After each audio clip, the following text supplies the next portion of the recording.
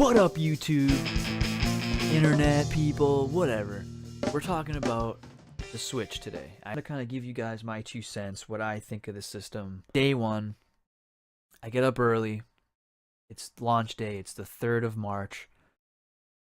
I just happened to get up early. It wasn't like I was anticipating getting a Switch, and then upon asking, like managers at different retail shops telling me, "Oh yeah, we're only getting this many. We're getting what was pre-ordered, and then we're only getting 8 or 9 or 10 or something." And I'm like, "Oh fuck, I'm not gonna be able to get this thing." But I woke up early, not even on purpose. Just kind of got up, had a shit, whatever. I was like, "Fuck it, you know what?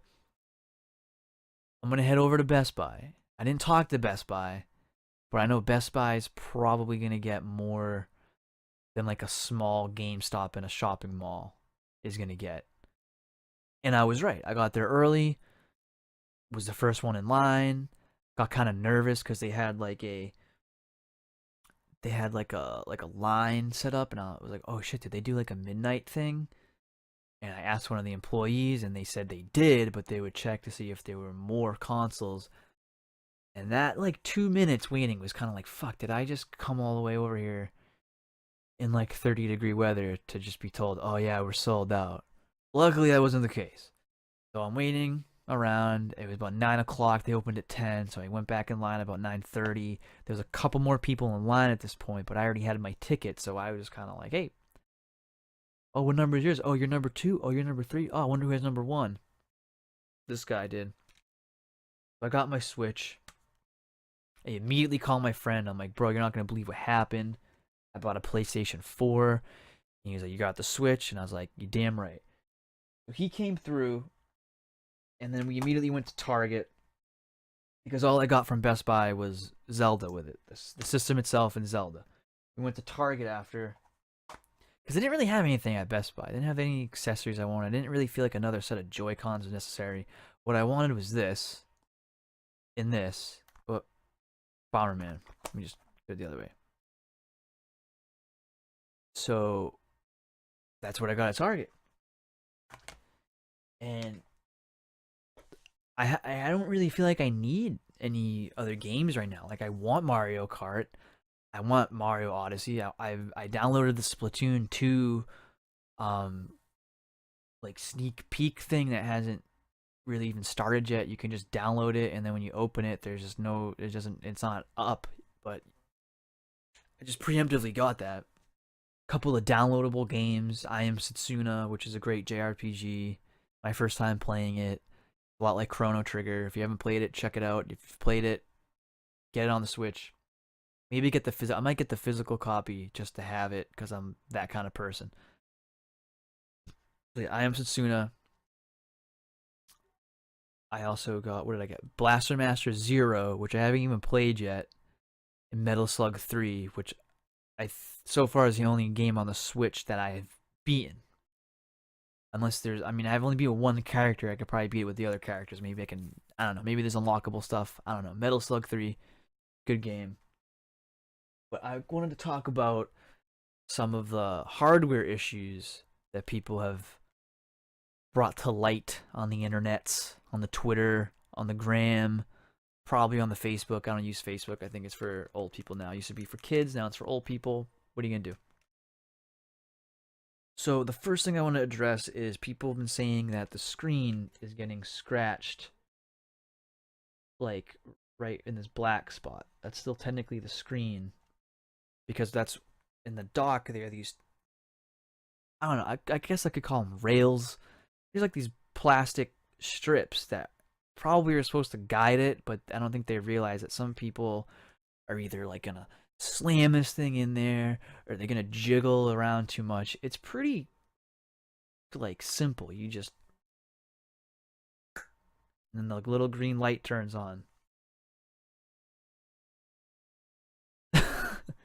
Some people have done things like put felt on the inside of it.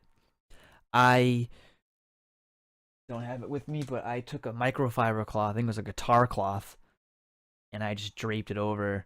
So when I was docked to Switch, instead of making contact with the plastic, there's that layer of soft microfiber, which worked for a while. And then I kind of like gained some confidence in myself and was like, you know what? I don't need this thing to buffer my Switch. So I got the fuck out of there. Now I'm just going naked Switch style. We're going to start calling it. I'm going to start calling it. Maybe you guys will call it too. Probably not. So there's that. I think people are scratching their screens because they're not being careful. They're treating it like their fucking iPhone they've had for 3 years, and they're just gonna fucking charge it and toss it around. Like, I already fucking been throwing this shit around. The other thing I want to talk about, people have been saying that the left Joy-Con has been having like connectivity issues. So like you're playing the game, and then all of a sudden, like, now none of your analog stick and your D-pad and your screenshot and minus buttons, like, none of it works. Hasn't happened to me. I feel like it's a rare thing. Some articles online said it had to do with interference with like active Bluetooth and Wi-Fi and shit like that. And basically, I don't know, try to put it in a room where there isn't a lot of stuff. In my room, all of my games are in here and I haven't had a problem. So maybe it's more to do with like router Bluetooth stuff, which I haven't really used in its presence. Well, actually, I've used the Bluetooth speaker in its presence in like tabletop mode, just playing music, and I was playing this, and I didn't have any problems. So I don't know what's going on with that. Maybe I'm the lucky one. Another issue, people saying that the Joy-Cons are like coming loose, so you can be holding it, and then all of a sudden this thing will just fall. You definitely broke something. You probably didn't take the Joy-Con off. There's a little button that you hit. I don't know if you can see that. Buttons here. You hold those down, and you pull it out. And it clicks when it goes in. It has a nice, it's like in the commercial. So I don't know what people are doing with that. But yeah, other than these problems I've read about that I haven't even encountered, there was one thing that did happen. And I'm 99.98% sure that it had nothing to do with the console itself. When I brought it home day one, turn it on, I try setting up the internet on my Wi-Fi, because I don't have an Ethernet cord long enough to go for where the modem is into my bedroom, where the system is to plug right in. I'm sure there's ways around it. I'm cool with Wi-Fi. For now, Wi-Fi's fine. I'm not going to be playing. Maybe when Street Fighter comes out, I'll get more pissed off about it. But right now, it's cool. But what happened was it wouldn't even... My router wouldn't show up in the list of connections. I have all my neighbors and some connections I haven't even seen show up.